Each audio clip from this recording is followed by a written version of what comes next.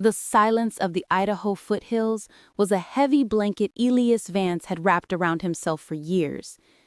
It was a silence of his own choosing, a buffer against a world that had taken too much from him. He was sitting on his porch, as he did most afternoons, a cold cup of coffee in his hand, his gaze lost in the sea of sagebrush and lodgepole pine that rolled toward the jagged teeth of the Ironwood Range. Then, the silence broke. It wasn't a gentle interruption, but a violent shattering. A tremendous crash followed by the sickening sound of splintering wood and a high, sharp whinny of pure terror that was cut off abruptly. "Good grief," Elias muttered, the words rough and unfamiliar in his throat. His old bones protested with the chorus of aches as he pushed himself up from his chair. That came from the direction of the old paddock, a place he hadn't had the heart or the need to maintain since his son, Michael, had left this earth. He shuffled toward the sound, his boots kicking up little puffs of dust. When he reached the broken fence line, he stopped dead. "Holy smokes," he breathed, the air leaving his lungs in a rush. There, lying in the wreckage of splintered posts and tangled wire, was a horse. But to call it just a horse felt like a blasphemy. It was a colossal, dappled gray stallion, a creature of such immense raw power that even in its broken state, it commanded awe. His coat, the color of storm clouds and granite, was lathered in sweat and streaked with ugly, dark lines of blood. His massive sides heaved, each breath a ragged, desperate struggle. The stallion's eyes, wide and rolling, held a universe of pain, and a terror so profound it struck a chord deep within Elias's own hollowed-out chest. This was no domestic animal. This was a force of nature, brought low. Elias's mind, usually a fog of regret and memory, sparked with a sudden, startling clarity. He knew this horse. Not personally, but from the whispers in the general store, the tall tales swapped by firelight. The locals didn't speak of him with the casual tone used for livestock. They spoke of him in hushed, reverent tones. The Ironwood Ghost, a phantom, a spirit of the high country who had evaded every trap, outrun every helicopter, and defied every rancher for a solid decade. He was a legend, a symbol of the untamable wild that still clung to the mountains. And here he was, dethroned, dying in the dust of an old man's broken-down field. The irony was as bitter as Elias's morning coffee. For a long moment, he just stared, paralyzed by the sheer scale of the tragedy before him. He was a retired farrier, a man who had once spoken the language of hooves and sinew, but that was a lifetime ago. That man had died with his son in the car crash that had spared only Elias, leaving him with a body full of aches and a soul full of ghosts. "Blast it all," he whispered, not at the horse, but at the unwelcome surge of feeling rising in him. He had turned his back on this world, on the responsibility of caring for another living soul. But to walk away now, to let this magnificent spirit be extinguished out of sheer apathy, he found he couldn't do it. An old, stubborn instinct, long buried under grief, kicked in. He had to try. "Whoa, boy, easy now, easy." His voice was a rusty gate, grating and unfamiliar. The stallion flinched violently at the sound, a shudder of pure panic rippling through his 1,200-pound frame. His head thrashed, and a low groan of agony rumbled from his chest. Elias moved with a slowness that was part caution, part physical limitation. He held out his gnarled, weathered hands, showing them to be empty, making himself small and non-threatening. He didn't look the horse directly in the eye, instead keeping his gaze soft, on his neck. He saw the wire cuts thin, deep and angry, slicing across the gray hide, and he saw something else beneath the terror, a flicker of defiant, unbroken will. It was a refusal to surrender that Elias recognized, a mirror of his own stubborn existence. It was a language he understood all too well. Somehow, with a strength he didn't know he possessed, he managed to loop a soft rope around the stallion's neck, not to lead, but to guide.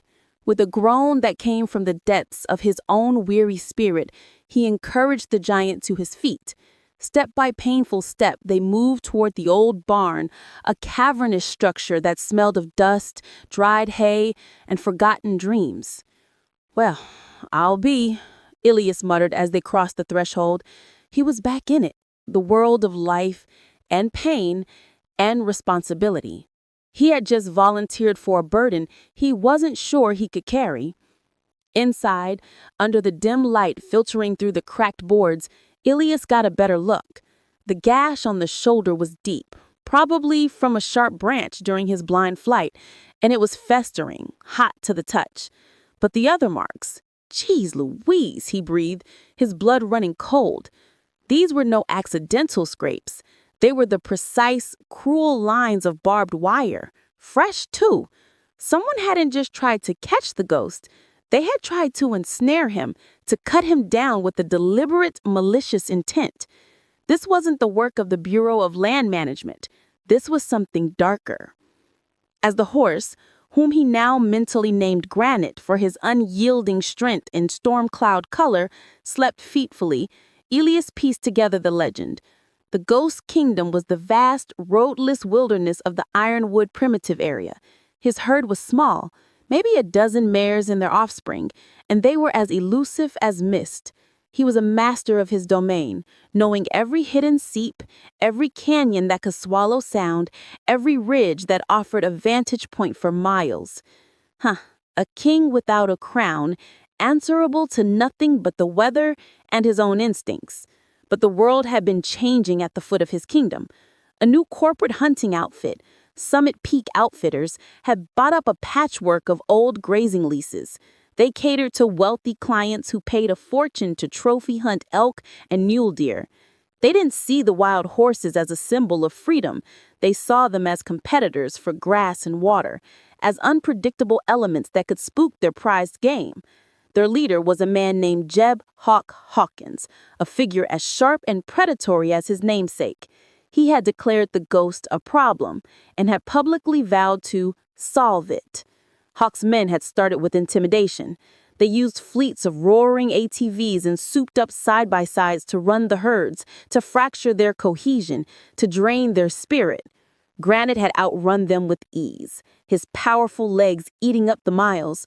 But the constant mechanical noise was a violation of his world. It terrified his mares and wore down the younger, weaker members of the herd. I could almost hear the stallion's defiant snort. They thought noise and speed would break him. It only honed his edge, making him more paranoid, more fiercely protective.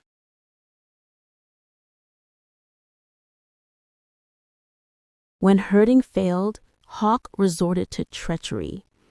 They had studied the ghost. They knew his routes, the secret paths he used to move his herd between water and safety. In a narrow, rocky gully that was the only access to a spring during the dry season, they had strung new barbed wire, taut and nearly invisible, across the trail at neck and leg height. "Oh, for crying out loud," Elias whispered, the image forming painfully in his mind. It was a coward's move. Granite, leading his family at a confident trot, would have hit the wire with the full force of his momentum. The pain must have been blinding, the betrayal absolute. But a king does not fall easily. Enraged, panicked, and in a searing pain, he had thrashed and reared, the barbs tearing deeper into his flesh with every movement.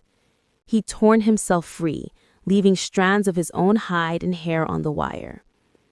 He'd run then, driven by a primal need to escape the source of his agony.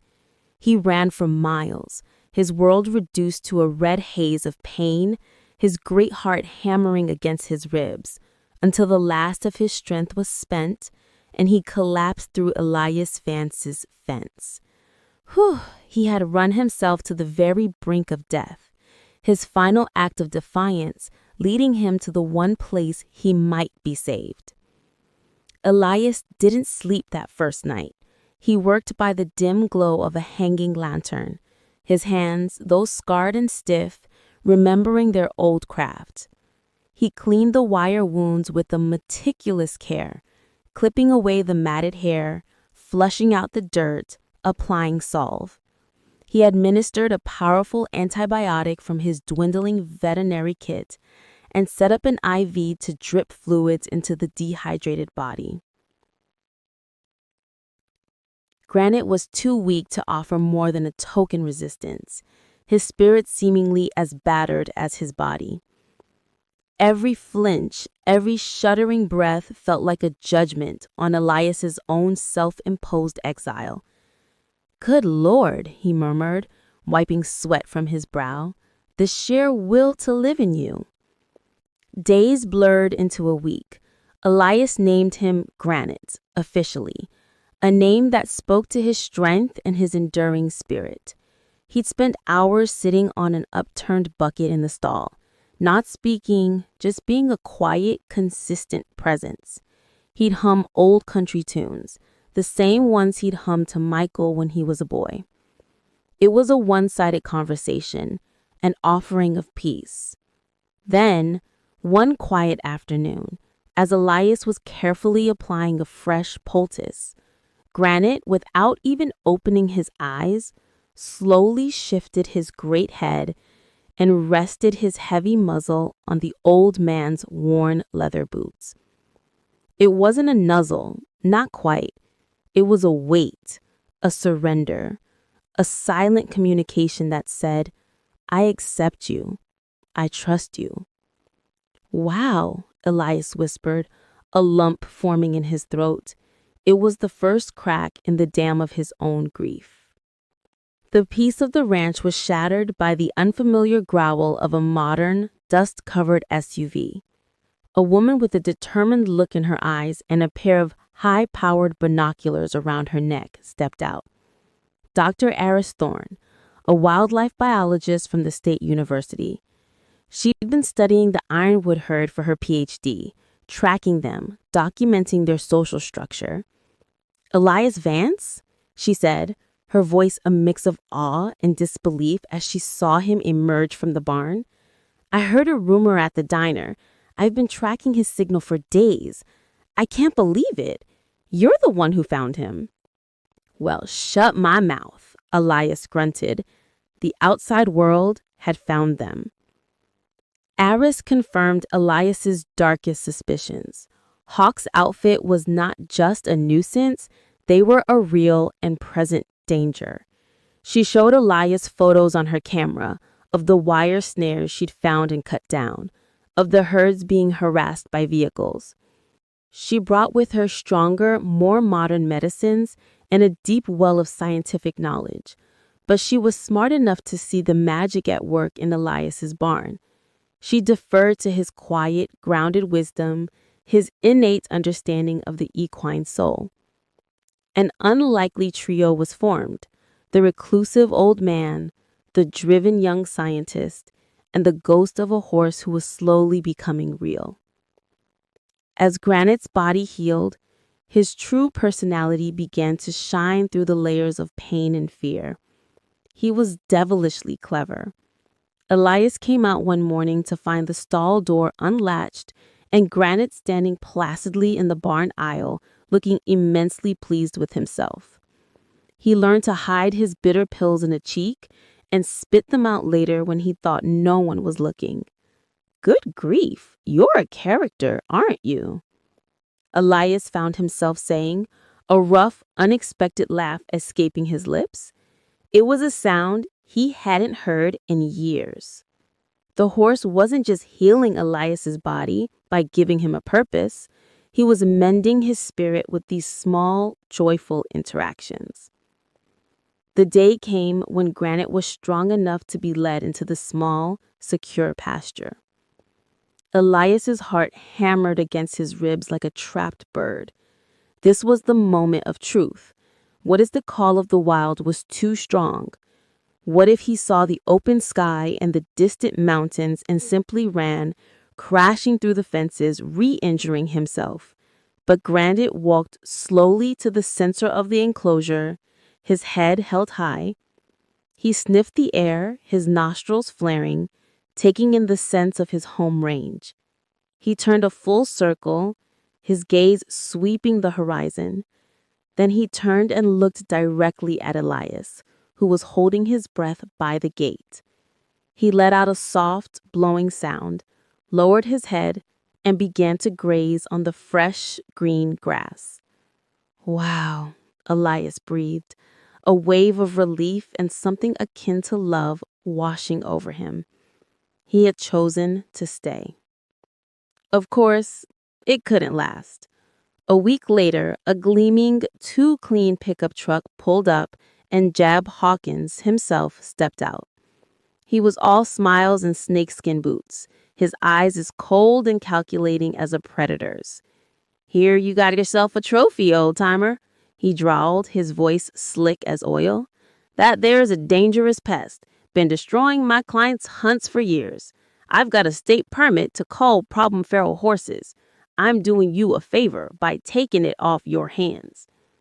My word, Elias thought, his stomach tightening. The gall of the man was breathtaking.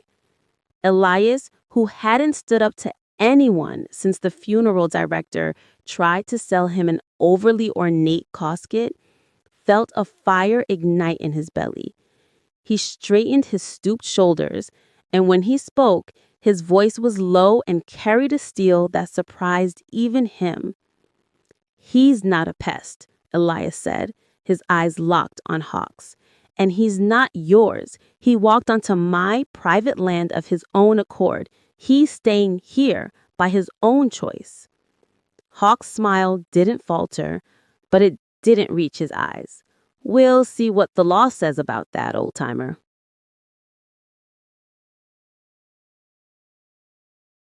And so the battle was joined. Hawk, with his deep pockets and slick lawyers, filed injunctions.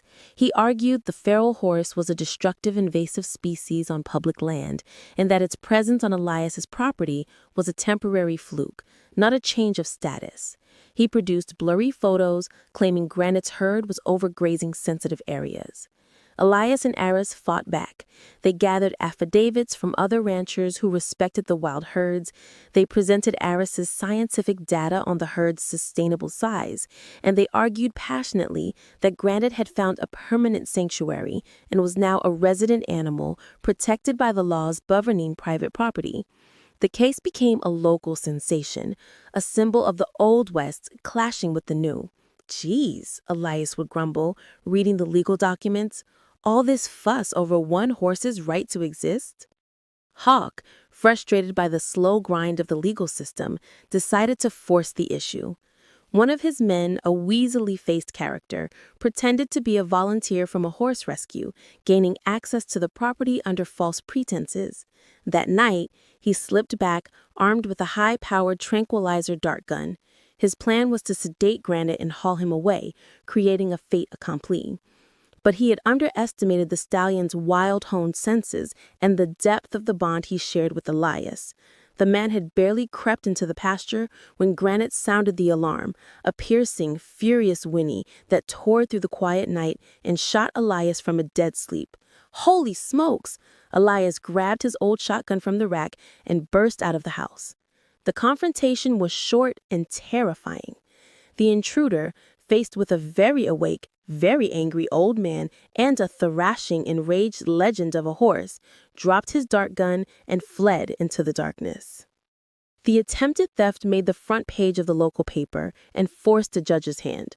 The presiding judge, a no-nonsense woman named Patricia Williams, decided to visit the Vance Ranch to see the situation for herself. She didn't announce her visit. She simply drove up one afternoon and watched from her car. She saw Elias walk into the pasture with a bucket of oats. She saw Granite amble over, not with the skittishness of a wild animal, but with the calm expectation of a family pet. She saw him lower his magnificent head and gently lip the oats from Elias's hand, then stand perfectly still as the old man scratched the base of his mane, a place he could never reach himself. She saw the trust, a bond that was palpable and undeniable. Ha, Elias thought later, having been informed of her visit. He knew what she had seen. Let Hawk's lawyers try to argue against that. The final court hearing was brief. Judge Williams looked over the courtroom. The law often struggles with the classification of animals. They are property, yes, but they are also living, feeling beings. The evidence presented by the defense, particularly the first-hand observation of the relationship between Mr. Vance and the stallion, is compelling. This animal is not a wild pest running loose. He is a resident of a private sanctuary, receiving care and, it is abundantly clear, choosing to remain there. Mr. Hawkins' permit for population control on public land does not extend to the removal of a privately held and cared for animal. The injunction is denied. The horse stays. "Oh, thank heavens," Aris whispered, squeezing Elias's arm. The old man just nodded, a single tear tracing a path through the dust on his cheek. The victory was more than legal. It was spiritual. News of the old man and the ghost spread like wildfire. Elias's ranch, once a place of retreat from life, became a beacon for it. People started bringing him injured animals, a blind ewe, a lamb rejected by its mother, a dog hit by a car. And Granite, the once solitary monarch, became their gentle, stoic guardian. He was calm and patient, his immense presence a balm to the other frightened creatures. He would stand for hours, letting the blind ewe lean against his warm flank. "Well, I'll be darned," Elias said, watching the once untouchable king of the Ironwood gently nuzzle a newborn lamb. The most miraculous thing happened one crisp autumn morning. Elias looked out to the high ridge that formed the western boundary of his land. And there they were, 4 of Granite's original mares standing in a line like sentinels, their silhouettes sharp against the dawn sky. They had found their king. Granite saw them, trotted to the high point of the pasture, and called out, a long, rolling whinny that echoed through the valley. The mares called back, but then Granite turned and walked back towards the barn, towards Elias. He did not try to jump the fence. He had one family on the ridge and another here. He had become a bridge between the wild and the tame, a king with 2 kingdoms. Hawk, frustrated and publicly humiliated, found his wealthy clients going elsewhere. The notoriety of the case had made him and his outfit pariahs in the conservation-minded hunting community. He sold his operation at a loss and left the state, his venomous presence gone from the mountain. The wilderness grew quiet again, the way Granite remembered it. His legend, however, was rewritten. He was no longer the untouchable ghost, but the guardian of the Ironwood, his official territory now encompassing both the high country and the Vance sanctuary. Inspired and with a new lease on life, Elias started a small, informal program. He connected with the local youth outreach center and began taking in a few troubled teenagers. He wouldn't force them to talk. He'd simply put them in the pasture with Granite. "Don't look him in the eye," he'd instruct. "Just sit. Be still. Let him decide." And the horse, who understood trauma and the long road to healing better than any human therapist, would always eventually amble over. He would stand with them, his breathing slow and deep, his massive body radiating a calm, accepting power that seemed to soak up their anxiety and anger. "Wow," one of the kids finally said after a long silence, tears in his eyes. "He just gets it." The legend lived on, not in fear, but in healing. One evening, Elias stood with Aris on the porch, watching Granite and his mares on the ridge. The stallion was a solid gray silhouette against the fiery sunset. "You know," Aris said softly, breaking the comfortable silence, "we set out to study him, to save him, but he saved all of us, didn't he? He gave you a reason to live again, and he gave me a cause to fight for." Elias didn't speak for a long moment, his eyes fixed on the horse. Finally, he just nodded, a quiet, heartfelt, "Yep," his only reply. The gratitude was a river, too deep for words. Granite's story became a testament to the power of choice. He was the wild spirit who chose to be gentle, the king who chose to be a guardian, the ghost who chose to be seen. He proved that the greatest freedom isn't merely the absence of fences, but the presence of unshakable trust. His legend is still whispered on the wind that sweeps down from the Ironwood Range, a enduring reminder that sometimes the most wounded among us, whether man or beast, possess the greatest capacity to heal others, and that true strength lies in the courage to lower your defenses and accept a helping hand.